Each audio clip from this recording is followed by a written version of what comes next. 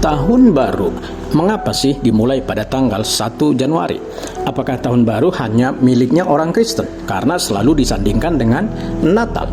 Selamat Hari Natal dan Tahun Baru. Penetapan tanggal 1 Januari sebagai hari tahun baru bukannya tanpa alasan. Ada sejarah panjang di balik penetapan tanggal tersebut. Bagi Anda yang penasaran, begini cerita singkatnya. Dikutip dari Ensiklopedia Britannica, sebuah fakta bahwa selama berabad-abad kalender yang beredar di beberapa negara, tahun baru tidak selalu diawali dari tanggal 1 Januari. Beberapa berawal dari tanggal 25 Maret atau tanggal 25 Desember. Lalu mengapa 1 Januari sebagai hari tahun baru? Pada masa pemerintahan Raja Romawi Numa Pompilius sekitar tahun 715 sampai 673 sebelum Masehi, Numa merevisi kalender Republik Romawi sehingga Januari menggantikan Maret sebagai bulan pertama.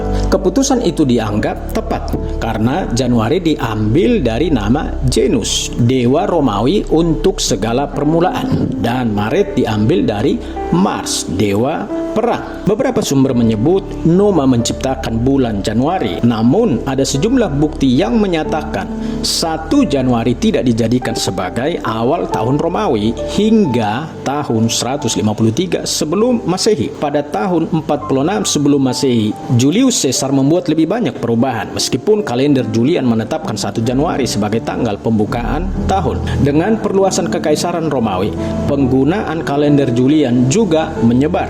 Namun setelah jatuhnya Roma pada abad ke-5 Masehi, banyak negara Kristen mengubah kalender sehingga lebih mencerminkan agama mereka.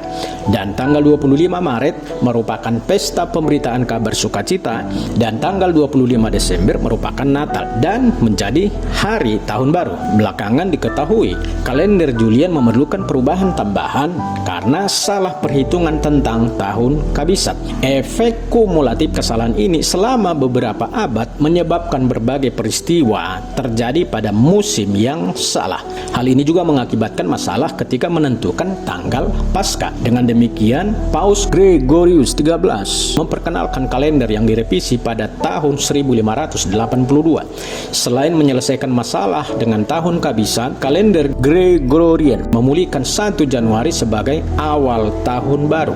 Italia, Prancis, dan Spanyol menjadi negara yang langsung menerima kalender baru tersebut. Negara-negara Protestan dan Ortodoks lebih lambat dalam mengadopsi kalender baru ini. Inggris dan koloni Amerikanya tidak langsung memakai kalender Gregorian sampai tahun 1752. Sebelum itu, mereka merayakan hari tahun baru pada tanggal 25 Maret. Seiring berjalannya waktu, negara-negara non-Kristen juga mulai menggunakan kalender Gregorian. Salah satu contoh penting adalah Cina yang mulai menggunakan kalender Gregorian pada tahun 1912. Meskipun mereka juga tetap merayakan tahun baru Cina. Boleh dikata semua negara di dunia mengikuti kalender Gregorian walau tetap mengikuti kalender tradisional ataupun agama yang ada.